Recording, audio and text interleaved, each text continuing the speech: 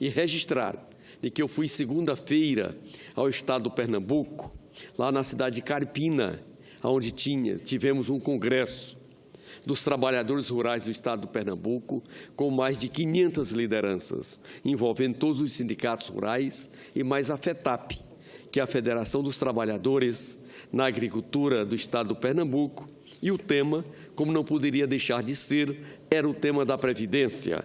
Ali, todos muito preocupados com a reforma da Previdência, porque ela prejudica todos os trabalhadores brasileiros. Senador Armando, juntamente com um conjunto de congressistas, ajudou o Brasil, ali em 2003, a construir um sistema previdenciário que iniciou em 88 com o Constituinte, de maneira que esse sistema previdenciário fosse financeiramente equilibrado. Eu lembro, senador Armando, de que naquela grande luta nós organizamos o sistema previdenciário brasileiro em 4 grandes ramos. O primeiro ramo era dedicado e voltado para os militares.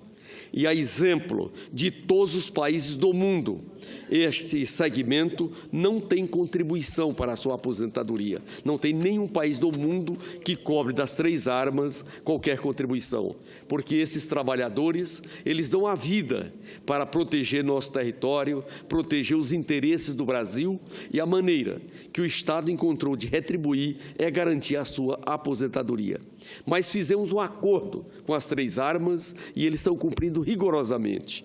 Aquela participação até ali era de quase 1% do Produto Interno Bruto para custear o sistema previdenciário dos militares, e a partir de 2003 eles começaram a contribuir com 6% para as pensões dos militares e também para o plano de saúde. E aquela política que vinha dos anos 70, de que a filha que não constituía família tinha uma pensão vitalícia. Isso foi extinto a partir de 2003 e esse sistema caminha para o equilíbrio. O compromisso é de que os investimentos para com os militares seja no máximo de 0,5% do Produto Interno Bruto, e queremos chegar a isso em 2030. Já chegamos a 0,54%. Está muito próximo de chegar ao 0,5%, que é o Acordo Nacional. Da mesma maneira, organizamos a previdência própria dos servidores civis, que envolve todos os membros do Poder Judiciário, da magistratura, todos os membros do Poder Executivo, todos os membros do Poder Legislativo e, principalmente, as autarquias e fundações públicas. Lá em 2003, alteramos a Constituição e as regras de aposentadoria são idênticas dos trabalhadores, da iniciativa privada, do contribuinte individual, que é o INSS, como nós chamamos. E esse sistema, ele determinou de que o teto de remuneração para as aposentadorias e pensões é o teto do INSS, que hoje é R$ 5.531. E após a criação do FUNPRESP, que é o Fundo de Previdência Complementar dos servidores do Poder Judiciário, do Poder Legislativo, dos civis da União, mais as autarquias e fundações, foi criado em 2012 o FUNPRESP. Portanto, a partir de 2012 para cá, todos os servidores desses poderes que tomam posse, eles não têm mais a integralidade na aposentadoria, nem tampouco a paridade, porque eles estão vinculados às regras do regime geral. E acertamos também de que esse sistema, por volta de 2030, 2035, não terá um centavo de subsídio da sociedade brasileira. O Estado Nacional paga 22% sobre a folha todo mês desde 2004 e esse sistema ele será financeiramente equilibrado.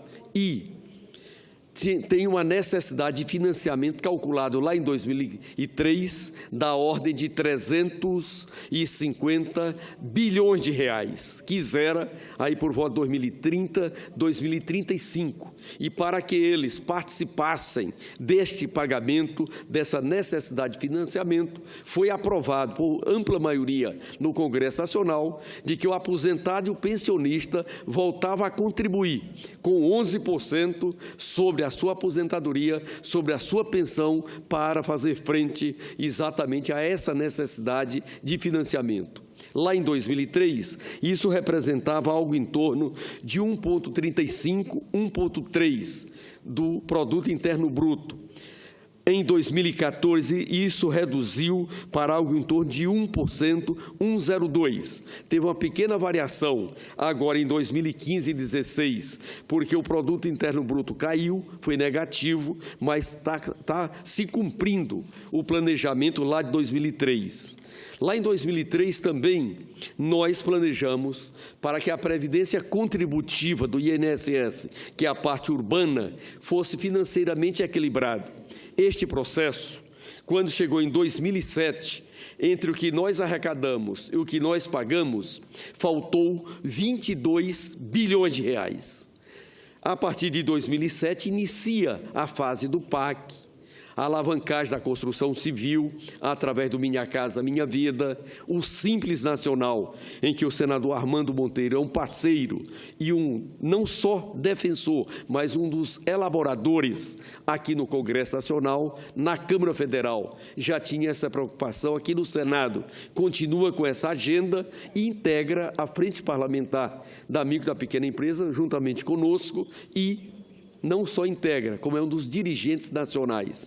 Esse sistema todo entrou em vigor e em 2009, entre o que nós arrecadamos e o que nós pagamos, sobrou 2 bilhões e 400 milhões de reais de saldo positivo.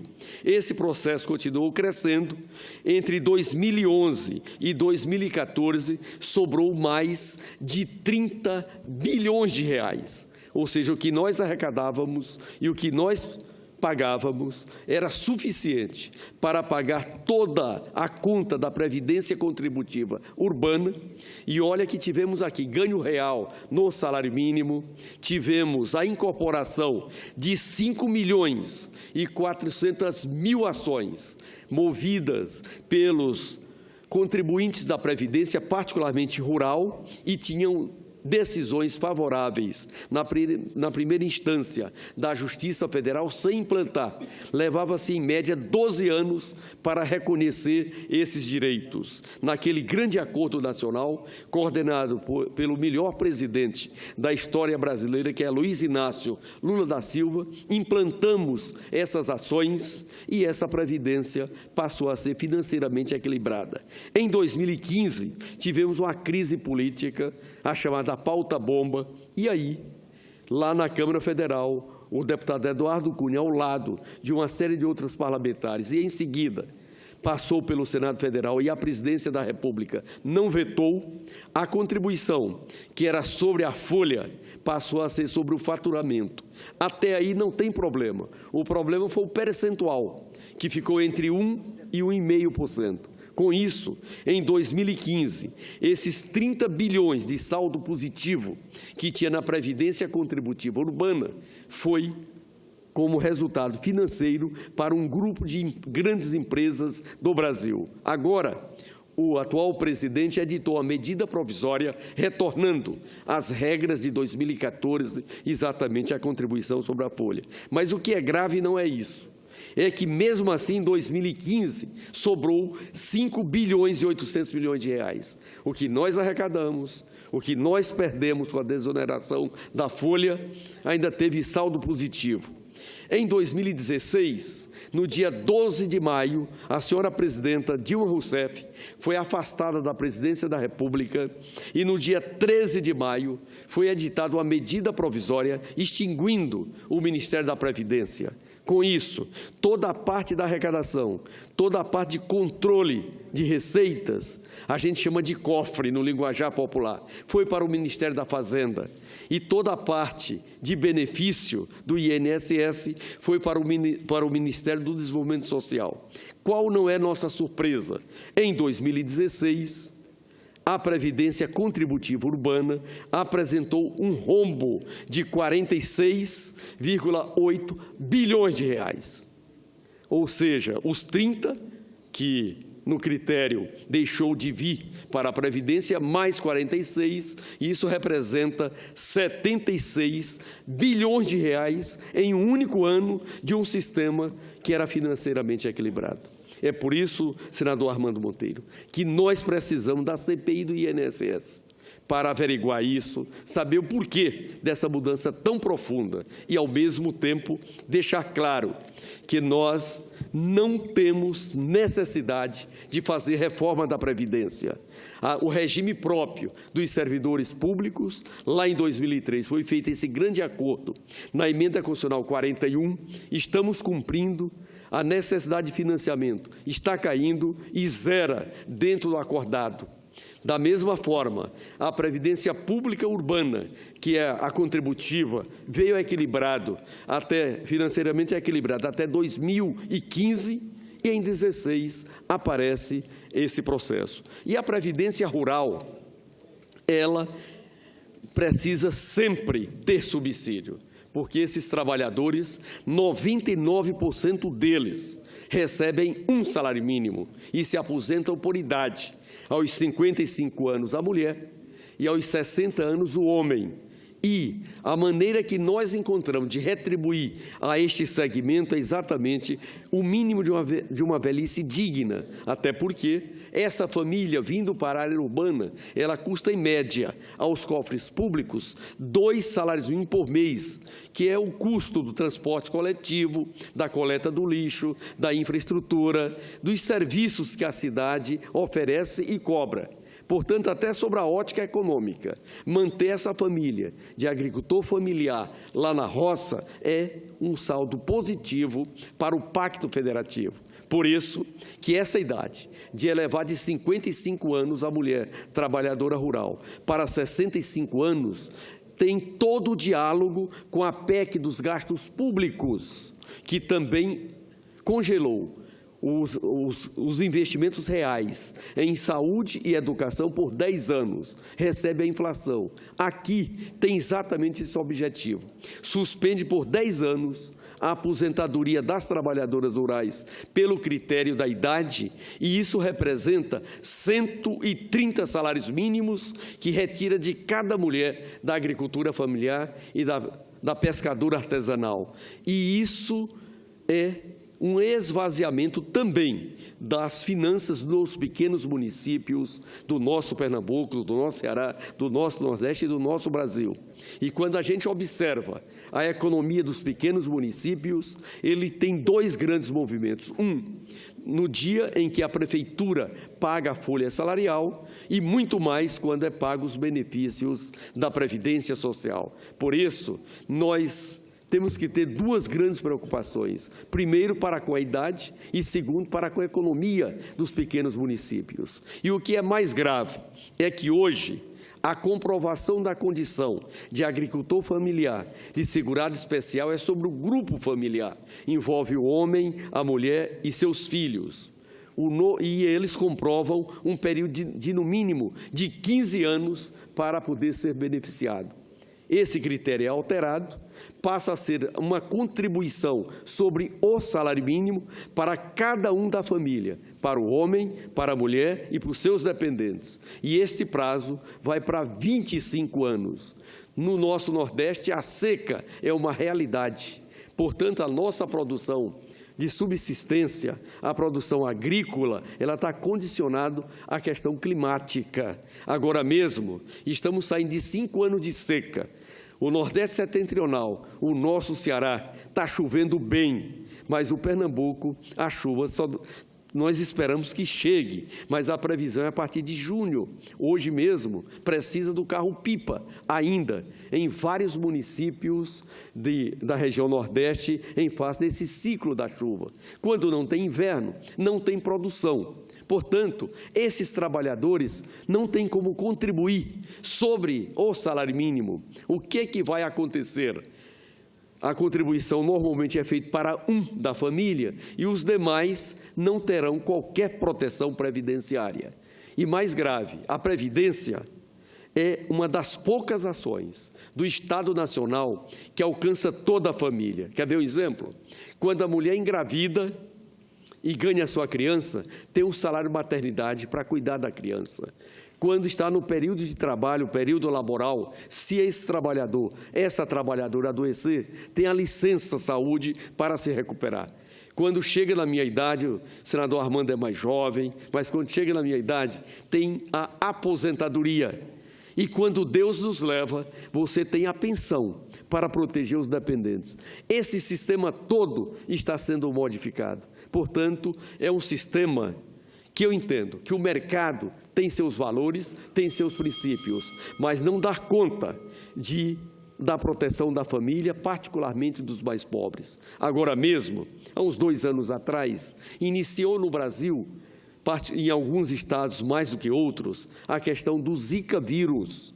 E passamos a ter uma série de crianças que, infelizmente, nasceram com essa doença e tem a necessidade de ter o Estado como protetor da família para garantir à mãe que possa cuidar dessa criança. E a lei orgânica da assistência social garante a essa mãe um salário mínimo em nome da criança para ser protegida, que são aquelas que têm deficiência. Essa decisão é tão malvada, mas tão malvada, que desvincula o benefício do BPC, que é o benefício da prestação continuada da Lei Orgânica da Assistência Social, e passa a ser menor do que o salário mínimo. Então, essa criança que teve a infelicidade de nascer com o Zika vírus, que tem problemas gravíssimos e outras que têm limitações por conta de alguma paralisia, algum problema, ela hoje tem essa proteção, que é de um salário mínimo. Mas a malvadeza, a insensibilidade é de tal ordem que desvincula do salário mínimo. E aqui não tem direito adquirido. No dia seguinte, será editada uma medida provisória dizendo qual é o novo valor. Isso vai alcançar 3.400.000 pessoas que hoje são beneficiárias do BPC. Lá na nossa região, na região Nordeste, normalmente uma filha ou um filho, mas é mais a mulher, que precisa cuidar de um irmão que tem algum tipo de limitação, ou do próprio pai, ou da própria mãe, ela não constitui família e também não trabalha em outras atividades, cuida desse membro da família que precisa de uma proteção. Chega aos 65 anos de idade, não tem nenhuma condição de se aposentar. Aí ela recebe o BPC, o benefício da prestação continuada após 65 anos. Pois essa medida provisória, aliás, essa emenda constitucional, eleva essa idade para 70 anos. Aqui estamos tratando do pobre, aquele que não consegue comprovar nenhuma condição para receber benefício previdenciário. E ela também recebe um salário mínimo. Não satisfeito para elevar para 70 anos de idade, também desvincula do salário mínimo para que essa senhora, essa mulher, que resolveu dar a vida na proteção de um membro da família, passa a receber menos de um salário mínimo. Isso é de uma malvadeza sem precedente. Por isso é que todas as entidades da sociedade brasileira estão fazendo esse debate. Queremos uma previdência financeiramente equilibrada, criamos as condições para que o regime próprio do servidor público, do Poder Judiciário, os magistrados e os demais servidores, do Poder Legislativo, da dos servidores da União, das autarquias e das fundações tenham uma previdência que não precise de subsídio da sociedade brasileira, que é esse critério, de que o teto remuneratório após o FUNPRESP é o teto do INSS, hoje 5.531. Não tem mais integralidade e não tem mais paridade para aqueles que tomaram posse de 2012 para cá. E esse sistema de subsídio zera aí por volta de 2030, 2035. Portanto, é uma falácia dizer que o sistema previdenciário brasileiro é falido. Esse sistema, ele tem uma parte que é repartição. O que é o sistema de repartição para aqueles que estão nos assistindo? É uma contribuição solidária, em que os que estão hoje no mercado de trabalho, mais os recursos da COFINS, se soma para garantir esse benefício. E o que excede ao teto de 5.531 é capitalização, ou seja, é uma previdência complementar em que você contribui, o seu empregador e a União como empregadora contribui de 1 para 1, para cada R$1 que o trabalhador aporta, a União aporta R$1. E aí, o benefício é calculado a partir do resultado dessa aplicação. Esta é a capitalização. Como é que esse governo chegou a esse déficit? Ele pega todo o sistema que vem de 1923 e transforma em capitalização. Ou seja, acaba o princípio da solidariedade, acaba o princípio da repartição. E é por isso que nós estamos fazendo um grande debate para ajudar na conscientização, manter as regras da Emenda Constitucional 41, que na época já foi muito difícil aprovar, ela já foi ao Supremo Tribunal Federal, que declarou constitucional e não entrar nessa aventura que aqui se procura fazer. Muito obrigado, senhor presidente.